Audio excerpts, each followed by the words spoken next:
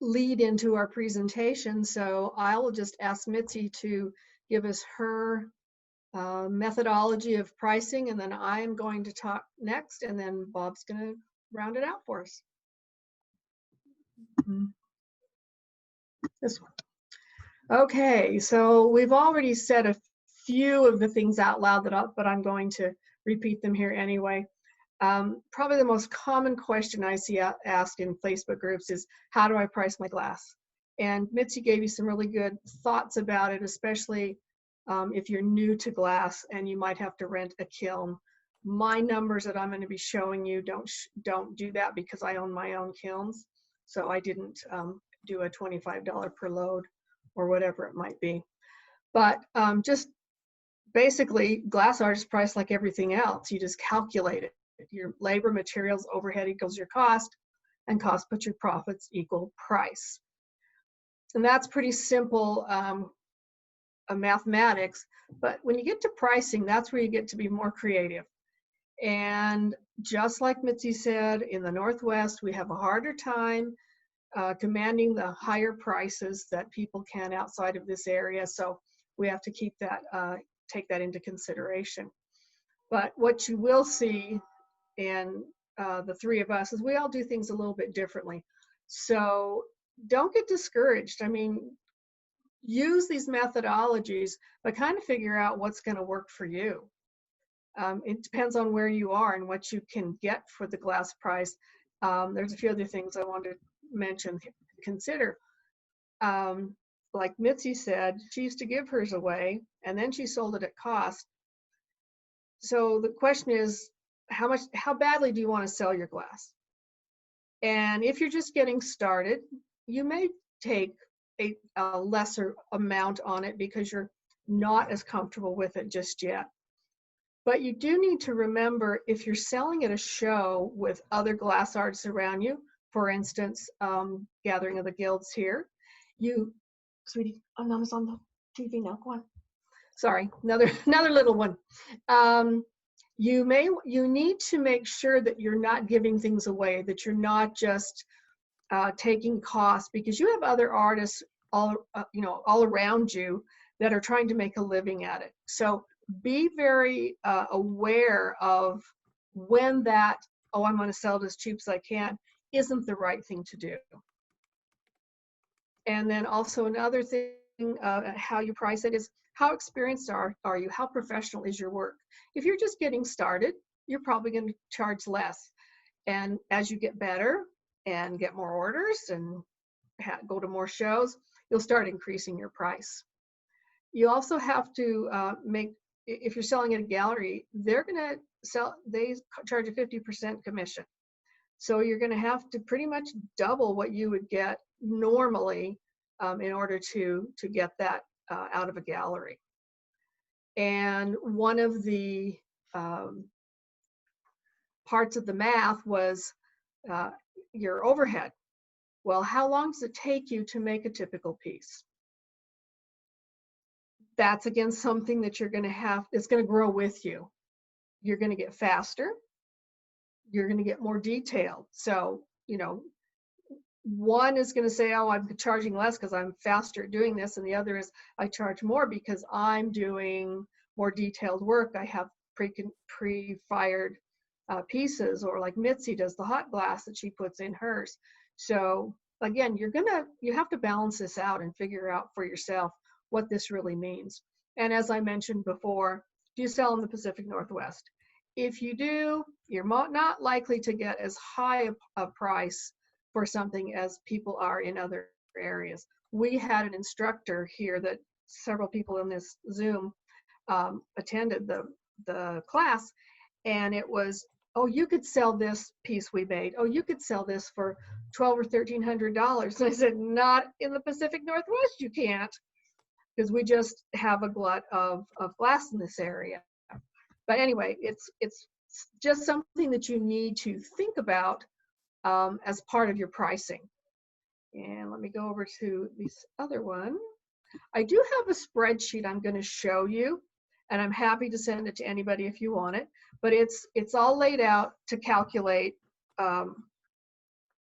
what my cost is going to be, and I'll tell you again what my price, how I set my price, and any other incidentals. I don't get near as detailed as Mitzi does, not anywhere near. And I'm sure Bob as well. Bob's going to be very detailed as well. But this was an older piece I did some years ago, and it's a 10 by 10 inch plate with another design on top of it, using again more of your opal glasses. So 10 by 10 is 100 square inches. So Tecta, it's 10 cents a square inch times 100, it's $10 for your Tecta. The red glass, 15 cents. This is an older piece, remember. So this is the list price for the red back then, times 100 is $15. And then the lilies and stems is not quite, but it's about 50% of the plate by the time you count other pieces. Linda, scrap pieces are coming in and out there. Yes? I'm sorry to interrupt, but you don't have that one up. Oh, what do I have up? You have the 8 by 18 equals 144 square. That's interesting. So I just wanted to let you know. Well, I appreciate that, because that's the bottom. Is my screen scrolling as right now? Nope. Interesting. Stop sharing, Linda, and then share again. Okay. You are sharing screen. Stop sharing.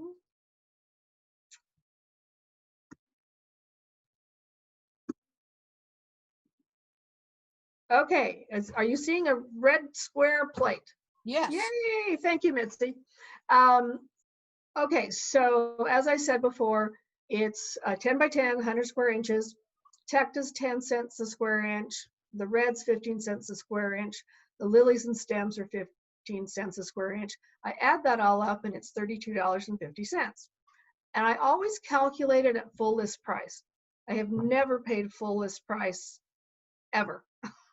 But you never know that if you price it at your discount and somebody comes along and says, oh, I love that, and buys it and say, can you make 10 more for me?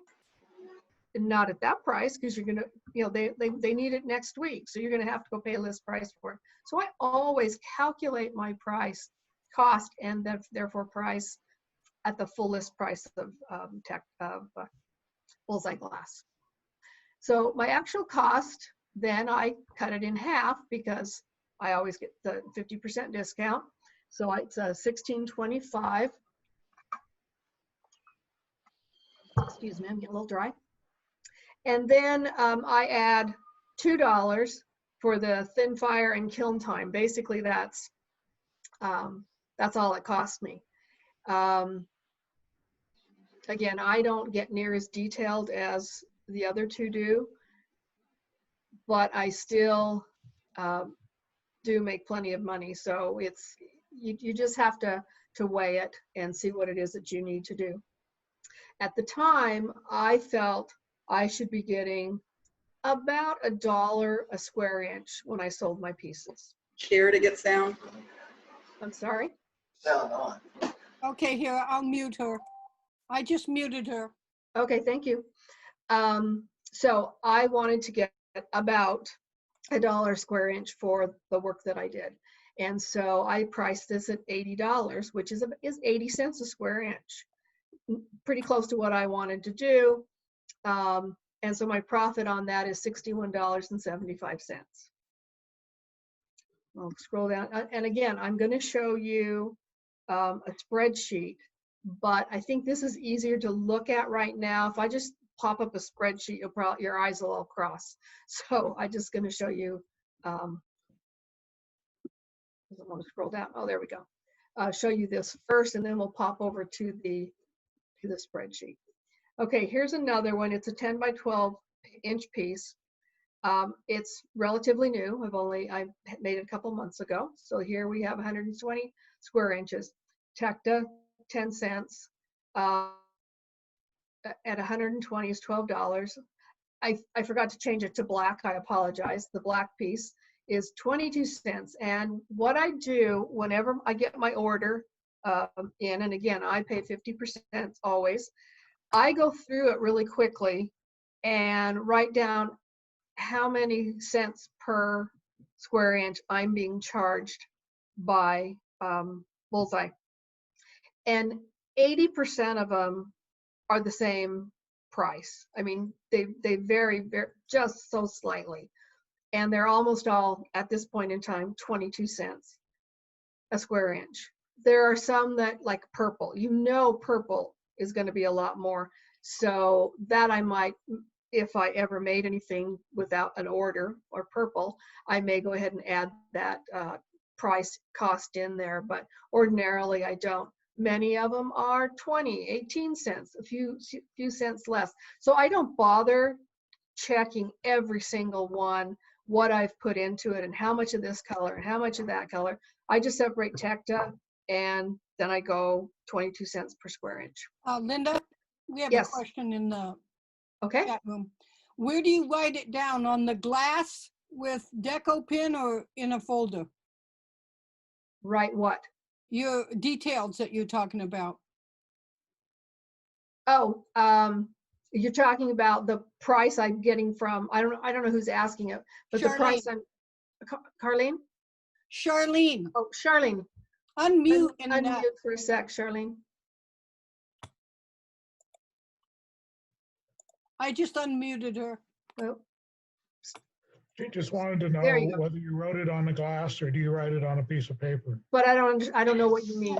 You The said cost, when you get the glass, you write down the price per square inch. right, correct. Well, again, it's all the same price every time, unless I were going to do purple. So I always just charge 22 cents. So it's on my spreadsheet.